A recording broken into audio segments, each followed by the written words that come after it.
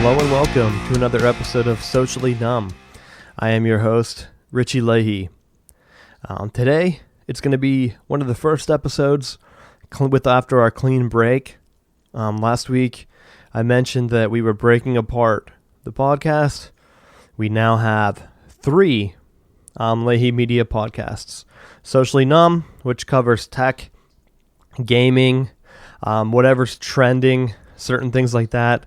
It might kind of get into some like stats, sports things, but for that, we have broken apart into another podcast and another site entirely dedicated to sports. That site is Southbound Sports. That is now live. We have the same podcast that we used to host on this site, Dad Strength. That now has its own site. And for these sites, we're still using the GitHub pages to publish these for free, sort of like a free blog publishing system. It's not like going quite to WordPress.com, that type of limited feeding system. I know some major sites like The Ringer uses Medium, which is another one that I guess we could have used. But this is kind of like an open source do-it-yourself. I'm a big fan of open source software. I try to leverage other systems. So for like the image hosting, I've switched to Imager, and so that's pretty cool. I just created a user on there. I'm not so much into the community aspect of it because I don't need that social media part of my life really, but I went ahead, created it. It's pretty fast, gets the images up there, so that's pretty cool. So I'm still in the transition phase. We are getting all of this up and running. We did switch from Discuss, which was a community commenting system, to Facebook. Sorry about that. A little bit under the weather, so I hope that doesn't affect the podcast too much. But anyway, back we went with Facebook because I have a community for Southbound Sports that I started. I did have a page for the Socially Numb podcast, but I wasn't getting any views on it. And I don't like the aspect of Facebook where you create something and then you push it out to your friends. Because a lot of my friends, they already know about the podcast. Because I asked them if they wanted to be a part of it. So I don't need my friends to find out about something that they already know about. I want to try to reach an outside audience. So for that, I'm leveraging a little bit of Google+. I don't know if Google+ even has any visitors. But I do have higher view rate on there for some reason, using the same analytics that I do on my other sites. So the view rate's kind of odd on there. Same with the Twitter. I get more views on there, even though I don't have the Socially Numb podcast Twitter anymore. That has been changed to Southbound Sports. I talked about it last week. The reasoning behind it was I was mostly tweeting about sports. Most of the tech stuff I tweet from my personal Twitter. So follow me, Richie Leahy, on Twitter. And then you'll get some gaming and tech tweets on there. I haven't even actually been tweeting that much on my personal Twitter. But I'm going to try to get back into that. I'm going to start pushing out more of the podcast. Same with Leahy Media. I'm going to use that to leverage more of a promotion. So you can follow that if you want. That's pretty much just going to be a gurgitator that aggregates all of the content we're putting out. And it's going to go through the past and start to throw out older content until we get caught up, just to try to get some traffic to these sites as they are in the process of being rebuilt. So if you like our content, please check out our other sites. If you don't, no big deal. Stick with this one. Stick with Socially Numb. If you're only into the tech, gaming, and trending, that is my expertise. I did play college baseball, so I know a little bit about sports. That's why we broke off Southbound Sports from the Socially Numb show. And Dad Strength no longer is sponsored by Socially Numb. That's the only one that I think might be a little bit more affected because I wanted to go into more of a video format. And it's something that we're going to use with this site too. So there is a YouTube channel for Socially Numb. And what I'm going to be looking at are different tech toys that I'm playing into and maybe some live gaming streams. But I find that to be a little bit more dedicated because being a parent myself, hence I'm doing a Dad Strength podcast about parenting. My schedule is not very set at this age. My child's only 1, So I don't have a set schedule as if they were older where I could go ahead and stream video games maybe like every Monday night at 10 or something like that. I have thought about that and looked into that where I could do, I would probably do retro gaming. I'm not going to sit and play Call of Duty or anything like that, but try to break down and just try to do maybe like a small speed run through some of these older games that I grew up, that I loved as much as most other people did growing up. And with that, what I've started to do is build out the Raspberry Pi. And I have some videos of me unboxing it and putting it together. I'm going to be throwing those up.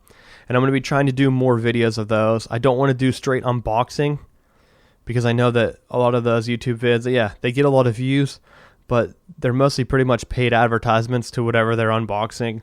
And you don't really get a feel for them. So I'm going to try to do something a little bit different, but get into the high tech and some more of the software, some back-end side, and show some different things. To try to get people to understand their technology a little bit more. Maybe some, I don't want to do tutorials, but just like some self-help, like, hey, check this out and see what happens before I get into that too much. But it's not going to be a complete rewrite of the show. Socially Numb is still the main podcast. It's the one that I started with, the one that's been going the longest. Actually, I think I have one less episode because I moved Dad Strength once before. So the Dad Strength, well, it used to be on Monday with Socially Numb, but I wanted that extra time just in case something came up. Instead of having to record podcasts back to back, even though one was shorter, I went ahead and broke that off.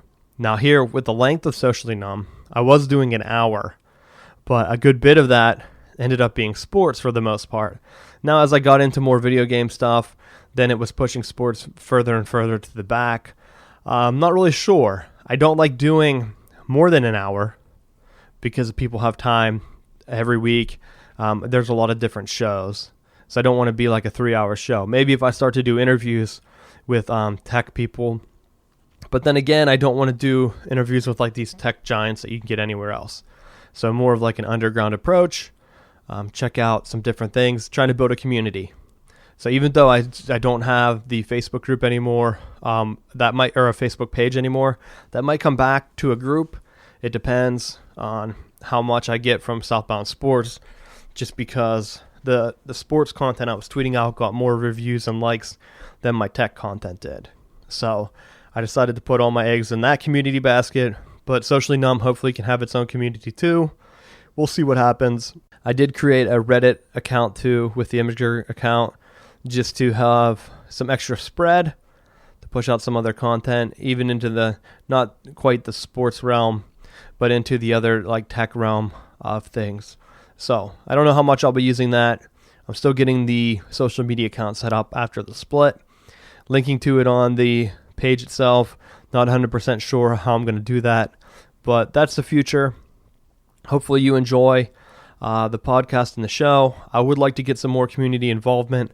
So I'm going to be setting up some contact forms and things. Maybe a number you can call and leave voicemails. Not 100% sure on that. But actually, yeah, I did get a call last night. I don't know where it was from. But I actually picked up and then they hung up. So maybe I guess I should. It's tied into my regular internet phone. So I guess I should start screening calls if I'm going to be using that for the podcast. But oh well. We will see what happens. I might set up another number. But I'll be putting that out just so that people can go ahead and have an avenue to get on the show. And I hope people take advantage of that. Because some of the tech things that happen, especially with like the big hacks that come out in the news, some of the reporters, they really don't know what they're talking about. And they don't really get the tech experts because a lot of the people who are lecturing, unfortunately, aren't really in the field. And they're not really doing any programming themselves. Just doing research and then being in the field doesn't equate, because the hands-on experience is always going to be better. So like, think about it in this way. If you wanted a guy who worked management for a construction team to come in and actually build your house with his hands, you're probably not going to get the best work compared to if you hired one of the actual guys that were building the houses themselves, because they already have the experience. Now they might not have the creativity or the planning to build out you something brand new. But if you wanted something that was stable, they know what they're doing. They've built it from the ground up. They're the ones actually doing it with their hands. They know what needs to be done. They might know some tricks to keep the house steady everything even. So think of it from that perspective. When they have these experts that are reaching out in the media, are they the ones actually programming websites? Are they the ones running the servers? Most often they're not. They're the ones that are behind the scenes coming up with different theories and things that might make it better. But in theory, do they know how it actually practically works? I don't know. So that's something to think about as well. And hopefully I can go ahead and get into that side of things and break some, not really news, but just some behind the scenes tech information, as some of these might get pushed out to the media. Now, totally off base. That was a weird start, but whatever. Getting into it, there were some conferences last week, I believe. Some tech conferences. Nothing really too big that I was looking for, but I have been watching the gaming market. So right now, I've talked about it a bunch before, Nintendo Switch. But on the other hand, we have the Xbox Project Scorpio. And I've mentioned this before because I don't want to say that I'm an only PlayStation guy. I've learned a long time ago that you should not be loyal to a brand. Once you're loyal to a brand, they can switch it up and make cheap adjustments to maximize their profits, and you're on the hook. And that's where you don't want to be. If you're living in the world today, you have a great advantage over people in the past time because you have the internet where you can do research on companies and on products to make sure that you're getting everything that you love and what you paid for, because you don't want to be one that gets ripped off. And I've had this happen before to me growing up. I was one of the first adopters switching from Nintendo to the PlayStation 2. I didn't have a PlayStation 1. A lot of my friends did. And then it kind of alienates you because I had a Nintendo 64. When GoldenEye was out, great, sweet. But we didn't have Final Fantasy. We didn't have other games that you could be social with, talking about at school. So when the PlayStation 2 came out, I put all my money together. It's going to be an awesome console. Had it. It also had a DVD player. We didn't even have one at our house. So this was like our media box. That CD drive died pretty quickly within a couple months or so. So like you couldn't even get anything read out of it. And this was before, it wasn't like a PlayStation 3 where you had like the USB drives and things. I don't think it did. But you had just a console. So once that died, then we had to go get a replacement. Then the Slim came out. So like they knew that it was a problem. But at that point you're like, well, I just spent all my money to get something because the PlayStation 1 was so great. I invested, took a chance on that. My brother ended up getting like the Slim PlayStation 2. When mine came back, I just traded it for a GameCube. I think I mentioned it before, because Nintendo at that point, they didn't let me down. And then the Wii comes out. The same thing. I was like, all right, well, I'm not going to go ahead and make that mistake. The Wii's cheaper. I'm at college. I don't have a lot of extra money floating around. I'm going to get the Wii. Wii's great. Wii was great for college. Great party game. People will come over like, hey, girls want to throw up some Wii Sports? Boom, you could go ahead and do that. And it was something, it was like a community builder. And then most of the other games too that people wanted to do, Guitar Hero, Rock Band, whatever, I think they were all for the Wii as well. So it was a great system for a great time when I was in college for the Wii to come out. And I think I was older at that time too, by the time it did come out. One thing that made me mad was it was limited run the first time. And as a college student, you're like, I'm not going to go wait in line to get a console because I don't know what it's going to be like, what games are out. I had played in an online Madden league. It was like the number one Wii league in the country, or in the world, I think, because it was like all across the United States and Europe and Canada. And so like the times we play is weird. And I was the Carolina Panthers. I played like we had to pick the teams. Madden was all messed up. They didn't let you draft. So I had to play with like an 80s ranked team. And I was second in the league before like it got disbanded. They like kicked the servers out. I wasn't able to play. But I don't even remember who the guy, whoever beat me. I was undefeated except for one team. And I was like destroying everyone else. But he was the Chiefs. But I wish I knew his name or could find the league just to give a shout out to him. But I did play in that. So like the Wii was a huge deal. And a lot of other people at that point had already moved to Xbox. But I'd been let down by Microsoft. And this is the killer one. So at this same time, I was thinking about switching to Microsoft. So with the Scorpio news, this isn't the first time I've thought about switching to Xbox. Back in college, I had thought about switching to the Xbox. Now, when college is out, you're as a student, you get loans and things. So I do research, and I want a small laptop at this time. I wanted a small laptop that I could take with me that had a long battery life. That was pretty much the only requirement I had at that time. Now, MacBooks were great, but they were super expensive. So I wanted to go with something that was a little bit more cheap that I could switch parts out for and things like that. So at that point, I went with a Dell laptop. Some people might give me shit for picking Dell and saying, oh, Dell's crap, whatever. But Dell was great because at that point, Dell was building these upgradable computers. I forget what it was. It was even like an XPS maybe, whatever their gaming laptop was. It was kind of expensive, like $900 or so, I think, is what I ended up getting it for. But it was enough where I could go ahead, pop it apart, get out different pieces, different specs, and swap it and upgrade it if I needed it to.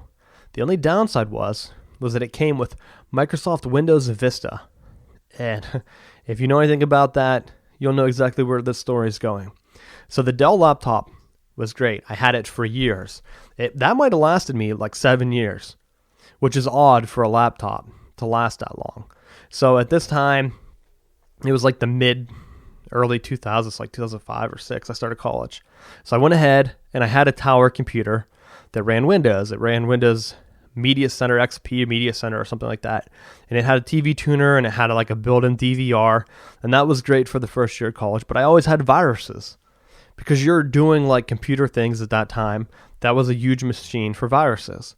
So when I got this laptop, I'm like, well, I need something that I can expand because the tower lasted me a long time too. That was an HP.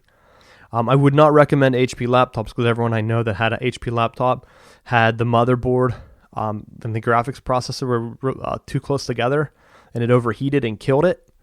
But their towers are pretty solidly built. So I had the tower for a long time and I had the laptop for a long time. But what I didn't have on it were the original operating systems. Because after a while, XP and Windows, they were always getting so buggy. Everything was so slow. They try to tell you like, oh, defragment your drive or whatever. That never really worked either. So here I am trying to clean off my devices and I have this Windows Vista. So I get a virus, everything crashes. And it's cool because it had compatibility mode. So all my old games were able to load up on it. Here I am like a retro gamer playing like old computer games. Like I had Iron Maiden's Ed Hunter, which was like a weird arcade. Iron Maiden is a heavy metal band, if you don't know who they are. But they had their own game that was kind of like an arcade shooter where you just click and then like they played their songs and you were their mascot and you went through a couple levels. So I had that game. That would even run on the Vista machine. So I was pretty pumped because I always had trouble running that on my XP machine. And I would play all these other retro games, which were pretty awesome. And next thing I know, my computer just started crashing because of Vista.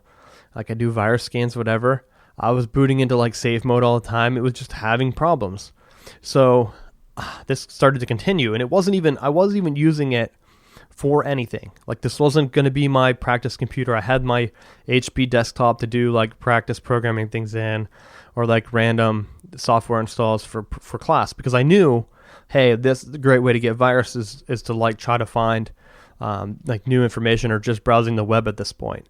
So I was very limited with my use. I wasn't even pushing my laptop because the whole idea was just to have something that I could write papers on when I went to my work study or play like some games. So the games were already installed and I had the discs. So I just went ahead and I ripped them on my other computer. So they were clean rips of my games that I made from my HP computer. So like they were not virus infected at all. I made them myself. So here I am. And Vista's failing me, and Vista's failing me. And at this point, I'm like, I just can't trust Microsoft. I was on the phone with them a bunch, like, hey, can I get downgraded? Can you swap? And they're like, no, your machine is only graded to use Windows Vista. I'm like, it doesn't work. I can't have my computer crashing all the time and losing my work. What's the point of that? And at that point, I had got some of my classes, they were telling me to start using Linux. That's when I made the switch. I think I talked about it before on the podcast. But at that point, Microsoft really failed me. And at that point, I was like, I can't even get an Xbox because I don't even know. I don't trust these guys. I buy a machine. They're supposed to have an operating system, and it notoriously fails. It was awful. slow. I think they vectorized every graphics or something. So like they weren't using like the quickest, fastest way. They were trying to make them look nice, which back in the day, these weren't even high def monitors really. I'm pretty sure I had like a 720 standard monitor. I think it was widescreen, so 720 by 480. Probably the exact same screen I have on my Raspberry Pi, just a little bit bigger model. So it was like pixelated a little bit. But it was a smaller laptop, and it was basically just to do small programming and writing tasks, like writing my own programs like Hello World and like some Python stuff just to get practice with for class. That was it. And it failed me, and I called Microsoft trying to get new keys. After the third time, they were like, no, you're on your own. So then I had to go ahead, and being a poor student, I had to go find another operating system. So I started to experiment with Linux, found Ubuntu, however you pronounce it. I pronounce it Ubuntu, so I could be wrong, but whatever. I started to install that. It worked great, extended the life. When my media center, that one I got tired of having viruses on that, I went ahead, put Ubuntu on that. Boom, worked awesome. It was the greatest thing because it saved the life of my machine. And so then every 6 months they have an upgrade. Just do the upgrade, sudo apt-get update or upgrade, dist upgrade, and it would just do the whole upgrade for you. Everything would work. I had already been burnt on software, so I pretty much had no loyalty to brands at this point. Because I would go to the store, they would tell me, hey, I need a video editing software. And this is what like really hurts, because at the time you're like, my mom needed a video editing software or imaging software. I forget which one. They recommend one. So I get it for her because she just wants to do like small cuts and things. The software was so bloated, didn't even work. I paid like $50 for it. And then here I am finding Linux has a video editing program called OpenShot that cuts videos for free. So I spent $50 on a gift for her, and I don't feel bad because I spent the money. I feel bad because I give it to her like as a present. Like I give her advice like, hey, you should get this, and then it doesn't even work. And then I'm trying to fix it. I'm supposed to be the computer guy. I'm the computer science guy, and here I am. I can't even get a video editing software to work on her Microsoft computer. So Windows, Microsoft, they're always been on my back burner. Whatever. They didn't help me out back then. As a poor college student, why as an adult would I throw more money at them? So I went with the Wii. It was a great purchase, especially for college at that point, because it was a community building gaming system, sort of like the original Nintendo. Because I remember being really little and having people come over to play, like my parents' friends come over and play Nintendo, and they're playing Duck Hunt. Everyone's laughing, having a good time. You have a bunch of people playing Duck Hunt together. The Wii was like that again. It brought it back. Nintendo made tons of money on it. And then they went ahead and upgraded to the Wii U, which at that point, again, don't be brand loyal. I'm not going to go buy a Wii U because I knew that the Wii barely had any actual single-player games that I wanted to sit down and play. Yeah, it had Zelda, but it had like the weird controls and everything, and didn't really feel like a Zelda game to me, and I love Zelda. So I waited on the Wii U. I don't think it even had its own Zelda game, like a standalone game that would make me want to purchase the system. So I waited on that. Great decision, because I don't think Zelda ever came out. I think it's going to come out for the Switch. I'll have to do some research. They just started remastering games for the Wii U. And what's the point of that? And I hate how they do that. I've talked about it before, how they need to have a virtual store where I don't have to rebuy the same game over and over and over again. And I know that that's what they probably think, like, oh, that's our lifeline. We'll never run out of money. People will always buy Super Mario 3 for $5 every time a new system comes out. But eventually people are going to stop. And they're just going to use whatever. That's why like they throw out this retro Nintendo, the classic console. They had a shortage of that, which there's no reason to have a shortage for that.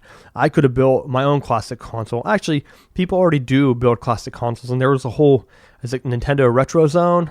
Man, I feel bad because it's a cool site for you to check out. I want to give them a shout out. I think it's Retro Zone Nintendo or something like that. Let's do it quick. It might be retrousb.com. It is. So it's retrousb.com. The first one, if you type out, it's not Retro Zone. That's something else for other business. But retrousb.com, they have high definition Nintendo mods, which you can get a cheap, Tiger Direct. Living in North Carolina, I think Tiger Direct is from here, so like they have me pay taxes. But if you're outside of there, I don't think you have to pay sales tax. So it's great to get motherboard. Now, the only bummer is you don't have the actual Nintendo. Unless you have an old Nintendo laying around, then you just open up the Nintendo, take out the guts, put in a motherboard. They'll tell you which ones to buy on this site. Or they have a forum. I don't know. I haven't been on the site for a while. Hence, I didn't even know the name. But you take that, you open it up, put your own computer in it. I have USB converters from them, so I can use the original Nintendo controllers, which is a big deal. Because back in those days, the controllers were solid. Any republish they do, Nintendo always drops the bomb. Just give me the regular controller, the thick plastic, the ones that you could throw.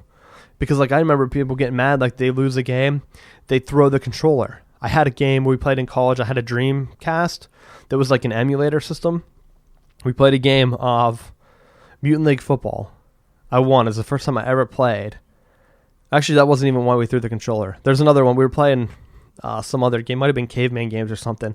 But my friend, I beat him. The last second, he jumped up, just dropped the controller on the table. It was like a 2-foot drop, and the controller just shattered in millions of pieces. A Dreamcast controller. And it was official. I was like, what? The original Nintendo, you could throw off the wall, and the controller would still be fine. Because I remember playing World Games. It was like a little quick game, you had to jump your guy over the thing. You're riding a bull, doing a caber toss, stupid little mini games like that. Throwing the controller because you lose. Same with Caveman Games. There's another one, a favorite, because at the end you have to run against a saber-toothed tiger. So you're playing against another guy, and you could throw your opponent into the tiger's mouth or throw him backwards to the tiger.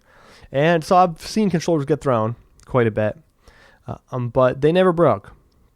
Because they were thick plastic. It was the great stuff. And so Nintendo needs to go back to that. And so I've been the Wii U wasn't that. They want you to buy these retro games. They throw out the classic console. They don't have enough. When they could have it. Because like I said, this retrousb.com, they've been having people build their own retro Nintendos for years now. All the emulators are out there. Now, granted, I'm not going to tell you to do something illegal. If you have if you have the actual physical game, I believe you should be able to have a backup of that game. You bought it, they don't have it, especially if it's not for sale. What was the one, you could order on eBay? The one game we had was Holy Diver. It was a Ronnie James Dio, who's a heavy metal singer. He sang in Black Sabbath, sang in Rainbow, and he had his own band, Dio. Great singer. He had his own game. I don't know if it was sponsored by him or what, but it was basically based on him, called Holy Diver. He had an solo album under Dio called Holy Diver in the 1980s. And it was a game based on that, where you're just fighting demons and whatever. And you basically looked like him and had a long sword. So if I pay to get that imported, I think it was a Japan only game. So I can't even play it on my console. I should be able to download it and have a copy of it, or even strip it, because you can take the chip off, put it on a reader, and run it to your own computer and create your own ROM. I mean, that's not what people do. Then the emulator just emulates the headers for the actual Nintendo system. So that's a thing that's been around since the 90s. People even make their own consoles and their own Nintendo games. There are tons of hacks out there. You can play Mario Brothers Extreme. There are other ones like Mario Brothers Easy. There are a ton of different Mario Brother hacks where they change the games, change how Mario looks, change the colors. I always played a Tecmo Super Bowl hack because Tecmo Bowl gets all the hype for some reason. I guess because it was groundbreaking, but I prefer Tecmo Super Bowl. And All tell you why, because it was a better simulator. No, not analyzing the stats and giving you a correct season or whatever. It had all of the teams at that time. Tecmo Bowl only had 16 teams, and the playbook only had 4 plays. So you were limited. I think it was 2 passes, 2 runs. Some teams had 3 runs and 1 pass. So if you were late in the game, you could only pass once with that team. You had to run. And if they guess your play, then an all-out blitz happens, and they could break up your play. Tecmo Super Bowl comes out, builds on that, increases. It has better graphics, better gameplay. You have an 8-play playbook, so you have more flexibility. You can change the playbook. But as teams expanded then, people had to edit the ROM. So some things were taken out of the game. When a quarterback dropped back to pass or whatever, it would say hot, hot, hot, hot, hot, hot, hot a million times before he actually snapped the ball. That soundbite was taken out. Someone hacked the original game and added the extra team. So now there's been a 32-team ROM hanging around that lets you edit the playbooks. It lets you edit the clock time, edit the weather, which just changes like the field color and stuff like that. So pretty cool ROM. So like I've played that hacked ROM for a while, and it's just someone who improved the game, put it out there on the internet for everyone to play for free, and then they updated the rosters.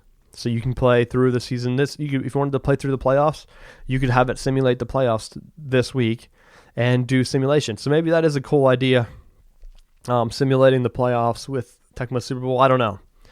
But it is something that's out there that you can play. And so people, whenever they do these hacks, Retro USB had like their own homebrew kits that you could actually flash that onto a chip, put it inside the case, like a Nintendo case, and actually use it in your Nintendo NES console. So it's very cool. Something that is awesome, because then you have your own console, like your own game that you made. Even if it's like a cheap NES game, you can go ahead and hack it. Now, are you going to be able to apply that programming skill somewhere else? No, not really. I tried to mess around with one. It was one of the projects I did for graduate school. I took Tecmo Super Bowl and I tried to make it even team ROMs where everyone had the same number of stats, just to try to go ahead and build like a randomizer and stuff. And I actually had all of that done. So I had all the randomizing stats and things. The only thing that I didn't really figure out was I didn't figure out the math for the uniform colors. And I just had whatever. I don't think there's a version of it anywhere. I guess I could search online. I called it Chaos Bowl. And maybe I will bring that back. That is a cool idea for Southbound Sports, is to have like your own football video game that you can play, and maybe your own tournament. The bad thing with like there are Tecmo Super Bowl tournaments out there, but the bad thing is like with the NFL Players Association, you're not really supposed to use like real players' names, real team names, unless you get permission. The idea behind Chaos Bowl was that you would take all of that out, and if Tecmo wanted to re-release it, great. That would be cool. I think they should do that, because they keep re-releasing. Tecmo Bowl has like fake names. It has like the smaller playbook. What they need to do is release Tecmo Super Bowl and have it editable so that you can go in, and that's how they can get around the NFL Players Association. Not that they should, because I know that that's in place for a reason so that people get paid, but they should have it and make it editable, and then someone maybe that will make Madden get back to making a football game, because that frustrates me. So it's a cool idea. Bring back Chaos Bowl. I never thought about that. It's something that I could do nowadays.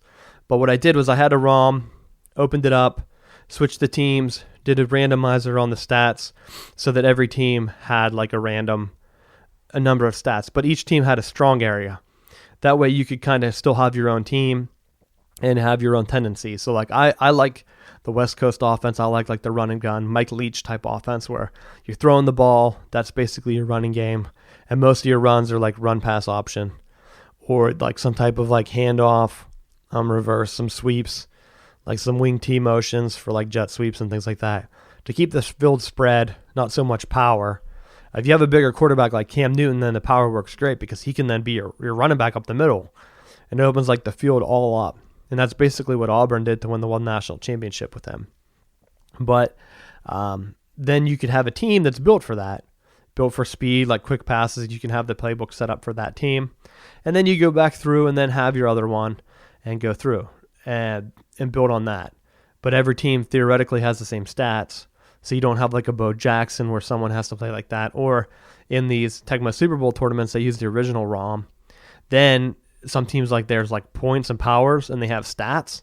So it's like plus, negative, different things like that. So it's kind of cool, kind of not. Some of it, because you can play as an underranked team, beating like a crappy player who's just using the 49ers and jump up in the rankings, because they did have a site for it. And the only thing that was a bummer was to get emulators to connect, playing online. There was always lag. This was back in the day. That might be taken care of now with, I have like fiber internet, so that would be cool. Something that I should get back into. But anyway, that was a completely unrelated rant just on like Nintendo, saying that they build this classic Nintendo console, and that's already been out for decades. Like I'm talking about things that I've played for like over 20 years. Like I remember playing like when I was still in high school. I had like my parents had like an old, I think it might have been Gateway or Dell. I don't remember what computer they had, but they had one that I had the emulator on, and we would play at Christmas. And then my gram, she had a computer. I'd put it on hers. There was one actually called Tecmo Super Bowl Ultra, which I would love for someone to go through. I just don't have the time to sit down and try to do it myself because that was one of the original ideas. But basically, it was a complete system that housed all your rosters from all the ROMs in a database, and you could play historical teams like 1968 against 2001 and throw them up against each other. And then like if the Chaos Bowl was tied into it, then like you could have the Chaos Bowl and then people would have to go ahead and upload their own rosters. But then they could edit everyone's stats, edit your playbook, and it saves it in an external database. And then it included its own emulator so that whenever you pick the teams, then it would boot the emulator right where it was. So that everything else was housed in its own database so that you're running all your stats. You could do NFL drafts, draft your players with other people, and then have like it all set up, saved in a local database, and then you could play through your season or whatever. So it was a cool idea at first. It just never got off the ground 100%. The guy who built it probably got busy, and I know like I wouldn't have time to try to figure something like that out. But that would be something cool to go ahead and throw out there and try to revive. So maybe with Southbound Sports, go ahead and push that out there. Maybe bring back Chaos Bowl, because it is a cool idea and it gets something to like get people into the original Tecmo Super Bowl or even the Tecmo Bowl, something to talk about. But anyway, back to like Nintendo. So now I'm supposed to trust them here with the Nintendo Switch. And same with Microsoft with the Scorpio comes out. So going back to the news, Project Scorpio, Xbox. They had one of these that just came out, the one of the conferences like PC or whatever. A smaller conference. It was not like an E3 for video games, but the Xbox was unveiled last year. It's going to have 8 core, and what that means is like you think of like the dual core a few years ago. They had the quad core computers that run pretty fast. So now they have 8 cores, which is like double what most computers have these days to process power, which you basically need to run 4K. And so it's gonna be more powerful than the PlayStation Pro that I think is already out.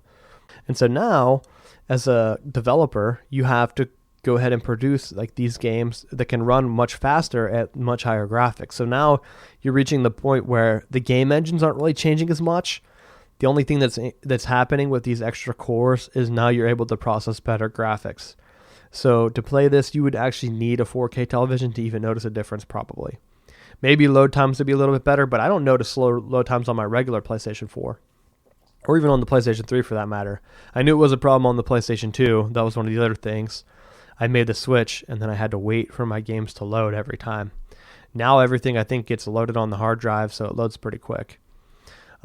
They still have like the super long title screens every time, which the original Nintendo did not have.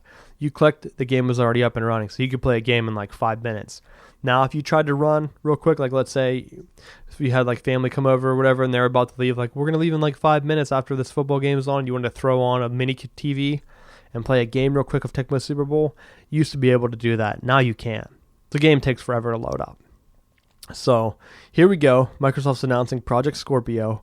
8 cores is what they're talking about. It's all technical specs, way better than any of the other consoles, probably even better than the PlayStation 4 and the Nintendo Switch combined, because the Nintendo Switch isn't going to be that powerful. It's more on portability and gaming experience, kind of like they're trying to harken you back to the Wii, which is a cool idea, and I do like it, but are they going to burn me? Because the Wii U and the Wii didn't have like first-party games. So if I wanted to play Assassin's Creed, I couldn't. If I wanted to play Dynasty Warriors, I really couldn't. They had like their own spin-off version and other games that I liked. So here I go. I have a game that is a console that's really only going to play Nintendo games, which are great, Smash Brothers, Mario Kart, but they always put out the same exact games if you haven't noticed for the past 10 generations. They always put out a Smash Bros. They did have Metroid, which was awesome for the Wii. I think that was a Wii game. That might have been GameCube. I can't remember which one the last one was, but that was a great series. I had both, so I don't remember. But I did play through that trilogy. They could bring that back. That was kind of like their own version of Halo. And I don't really mind a Halo or not mind it, whatever. But I don't really play that many shooter games. I actually wouldn't mind if it was just Star Wars, if they did Battlefront like it should have been done instead of like that cheap knockoff piece of shit that they released, where it was just like no single player. Everything was battles or challenges that were just grinding bullshit. And then they had multiplayer that was like thrown together for babies, like you couldn't chat with anyone or anything, which I didn't understand the point of that was. And then they wanted you to pay an extra $100 just to get 4 other levels.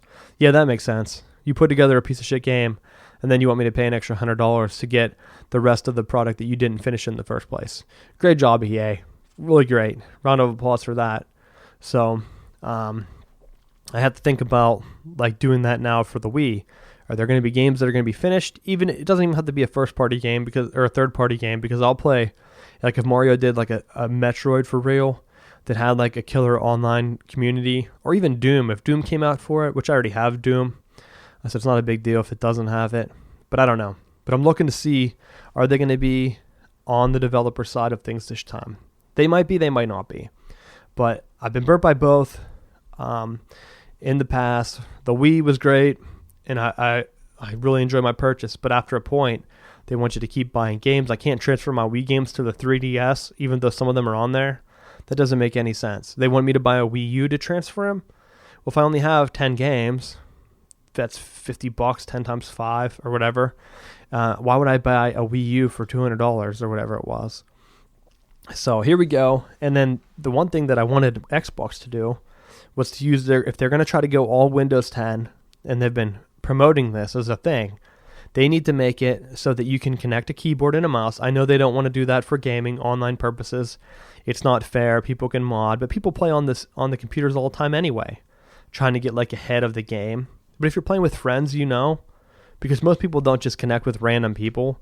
I mean, yeah, maybe you do some games when it first comes out, but most of the time you're going to want to play games with your friends. You can just tell them like, hey, don't be a dick. Don't do that. And then maybe you go ahead and you won't have that problem.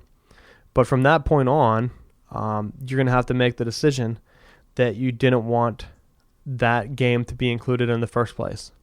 So now you have Microsoft coming out with Xbox Project Scorpio. They've been talking about Windows 10 being involved.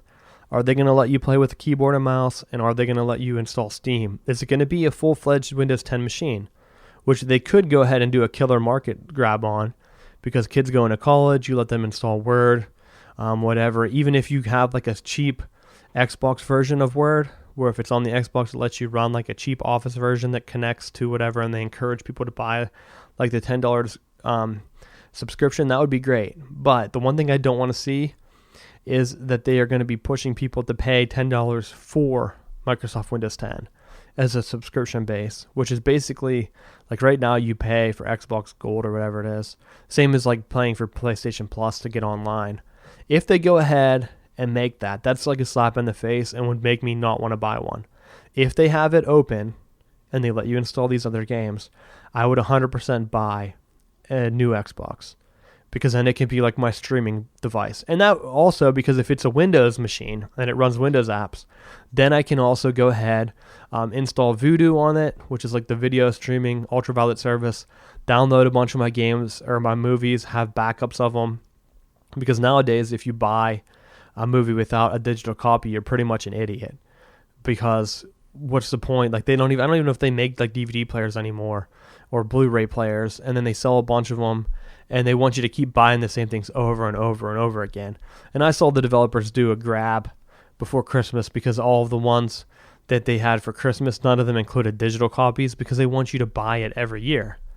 That's like their little grab. They know that they can keep selling Christmas ones every year. People are going to buy A Christmas Story, even though it's on TV on every channel, because people are cord cutting. So they're like, oh man, we don't have cable anymore, but we should buy A Christmas Story so we can watch it. If it had a digital copy, people wouldn't be buying it every year. But that's another thing.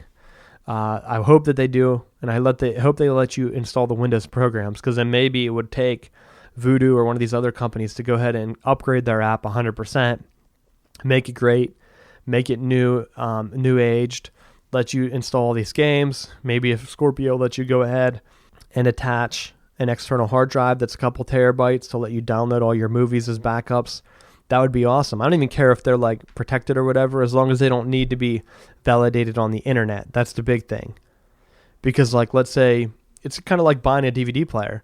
If the internet goes down at your house and I have all these backed up to Vudu, it should just automatically play because I already have them downloaded to the machine. They can do their DRM crap, put some kind of code on it. I don't care, because I already have them from movies I've bought. And even with like Disney Movies Anywhere, like I think you can download backups to Vudu. And Disney ones are the expensive ones. They don't go on sale. They put movies into a vault to try to build up suspense whenever they release them. They try to build up hype. Like, we're going to re-release Lion King. You can't buy Lion King right now. A lot of people don't know that. But you can't buy Lion King because they have a DRM locked and they put it in a Disney vault, which means you can only buy it at certain times. So then they build up the hype and they release it. So if you get it for Disney Movies Anywhere, can you download it? I don't know. But I think the Xbox should let you run regular Windows programs, even if they're locked on Steam. Not a big deal. If they did the Vudu thing and let me download it backed up to like one basically media box in my house and then an external hard drive that could read these movies, that would be awesome. And that would be something that would make me move the PlayStation, because the PlayStation 4, they got rid of that. So Sony went ahead and slapped me in the face. With the PlayStation 3, you could download storage. And Vudu pointed at PlayStation and said it's on Sony, because they don't want people downloading stuff to theirs because they want them to buy the Sony movies, which makes sense. So there's no reason for me not to believe Vudu at this point, because the Mac version lets me download backups of the movies. I just don't want to have a Mac Mini that's like a basic computer. It's easier for me and for like my family to just use the video game controller because they're used to it. It's already on there. You just click whatever. It's a very simple user interface. And if everything was backed up, it would be great. So I'm hoping Microsoft pulls through with this one. I can do the Switch. It would actually wouldn't mind me to do, and I don't mean the Nintendo Switch, but I could do the jump from PlayStation to Xbox, or vice versa, just keep one of each. Uncharted 4 comes out, boom, I can get on the PlayStation. I think PlayStation games let you play it on either system, which is kind of cool. And the PlayStation free games are kind of cool, which I think the Microsoft does the same thing. So it really doesn't matter to me. Who's going to make that ultimate streaming box, though? The media box, what they're supposed to be. Your entertainment stand should just be whatever system you want, and then put the movies on it, let you download backups of the movies in case the internet goes out. Or now you have a point where it takes like games are like 100 gigabytes or whatever. It takes 20 hours to download some of them for people that have slow internet. If it takes me on fiber internet 8 hours to download a game, I can only imagine what it takes people to download these starter files on a slow internet system. It doesn't make any sense. So I'm hoping that comes out. The quad core, 8 core, whatever, that doesn't matter to me. The memory second, like it can jump and throw 320 gigabytes, whatever at a second. Memory bandwidth, like that's cool, but that doesn't affect the gameplay. Maybe online, like you're still going to be limited playing online. There's still going to be lag no matter how powerful the console is, because that's going through the bandwidth or whatever. And then the rest of it is going to be, what are they going to do with the operating system? You can throw all these specs out, but if you have garbage customer service, it doesn't matter to me. So that's something that I'm going to be looking at, and hopefully they can go ahead and get figured out and won't have to go too hard on them in the future. But I would like to have that system. But my idea was to use it as a media box, because the PlayStation 4 doesn't fill that need in my house. So if the Xbox went ahead and did that, it would be great. I could still do office work, have like the app that if I needed to connect a keyboard, even if you don't let me use, like if I connect a keyboard and a mouse and then it switches operating systems and like goes to like a regular Nintendo view or Windows 10 view, that's okay. Show me my desktop. Let me do like some regular computer browsing, bring up some Facebook, whatever people do on the Xbox. Disconnect the mouse and the keyboard and then go back to Xbox view and then bring up like your games and then get back into gaming and streaming. As long as they let you run the apps, like the Vudu app that lets you download your backups of the movies so that you don't have to be connected to the internet all the time. That's a great thing. That's what I hope. Now, the Nintendo Switch at this, people have been building up the hype.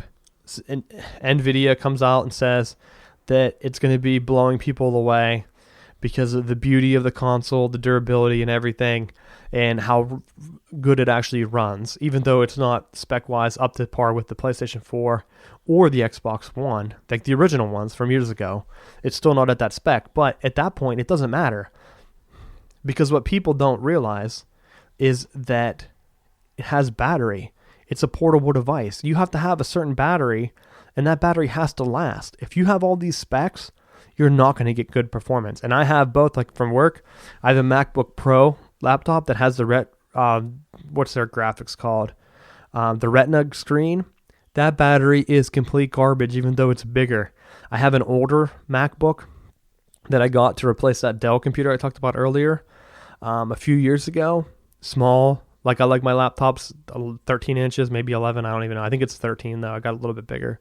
But that battery lasts me all day doing whatever I want, playing games, doing whatever, because it uses the old graphics core. I don't need retina graphics that are going to kill my battery. And same with like the Switch. So people overhyping this specs comparison between the Nintendo Switch and the Xbox and PlayStation. The Xbox and PlayStation, you need to be connected to the internet. You need to be sitting there. It needs to be streamed on a TV. Of course, it's going to have more power. But the Nintendo Switch, it needs to have battery life. If I'm going to go ahead and get the new Zelda on it, I need to be able to pop the screen from the stand, go sit on the couch and play for an hour or two, and not have to worry about the battery at all. It should still be basically fully charged. So that if I go on a long 8-hour car ride, it should last me the whole time. That's what I want. And most likely, it's probably not going to do that. Maybe an hour or two. I mean, I would hope that like if you're at college and I'm going out like for the night, like let's say I go to like the community center, go grab some food with some friends, the console should last me that whole time, 4 or 5 hours. That's what you want. Who cares about the specs? It's going to be on a mini screen. I don't think people get the console at all because it should prop up. I should be able to have 2 controllers in my bag, put the Nintendo down, boom, load up whatever game I want to play against someone, let it be Smash Bros, bring out a bag that has a bunch of those controllers in it, and go from there. Everyone gets a controller, and you play, and it should last for a few hours. And if I need to plug it in, it should let me plug it in, but I don't know how it's going to be yet. So we'll see. That's what I'm looking for. The good news is that it came out is that the Japan price has leaked, which is supposed to be at the current exchange rate about $213, which would be awesome. I was hoping it would be $200 for the Nintendo Switch, and it would replace the Nintendo 3DS XL, which a lot of people would be like, what? But the idea would be that you have multiple ones at your house, that it's a system that you could have upstairs and one downstairs. And then if you wanted to play 2 players, you could sit on the couch, you have one, and then each of your kids would have a device. And that's where they're going to make up the console price. They're not going to have one, it's not going to be a stream box. But the idea, I'm pretty sure that they're going to go with it. I'm not 100% sure, but my feeling is that they're going to have it set up like a 3DS, which each of your kids would have one. So that you would have like 2 or 3 Nintendo Switches at your house. And I'm thinking that they're going to do like a color release too. I could be wrong, but that's what I'm waiting for. And they're going to have the launch reveal sometime, I believe, this week. So next week, we'll be looking directly at that. I haven't played too many games. I've been switching up the sites. So diving into that, hopefully the Xbox gives us some news on the Windows 10 integration and what they're going to go with that. But I'm looking forward to that. I'm really looking forward to this Nintendo Switch announcement. Hopefully they get the price cleared up. If it's $200, it's most likely I'm going to jump on it and get one right at launch, even if Zelda comes out, if they are in stock. Which a weird March launch doesn't even matter, because then you can get one later and it still basically feels at launch, as long as you're not playing online. But I'm thinking that you can just sit on the couch and play, and it's going to open up. It's going to bring people. You're not going to be tethered to the wall anymore. You can play games wherever. And if you're playing online, like if I'm playing Doom, a slower, like you don't need the graphics to play on whatever their monitor is. I'm pretty sure it's not going to be a high def monitor, but or the screen that's on the tablet. But we'll find out. So keep an eye out. Subscribe to the YouTube channel. I'm going to be breaking things down. So if I do get a Switch, that's what I'll be doing things like that. I have a Raspberry Pi. I'm going to throw those up. I'm going to be talking about that in another week or two. Probably depends on how big the Switch announcement is, if it fills the full episode. I'm still leaning on going 40, 50 minutes for this podcast, trying to keep it under an hour. Today is going to be closer to an hour. I don't really make cuts, and you know that by now. But so if there's mistakes, hopefully I haven't been like gurgitating or anything, because I've been feeling sick in the podcast this week. So thank you for listening. Follow, subscribe to me. I'm going to be putting more things out, getting the social media caught up once the site's up and live, and share the content, subscribe, tell your friends. I appreciate it. Thank you for listening. You've been listening to Socially Numb with Richie Leahy.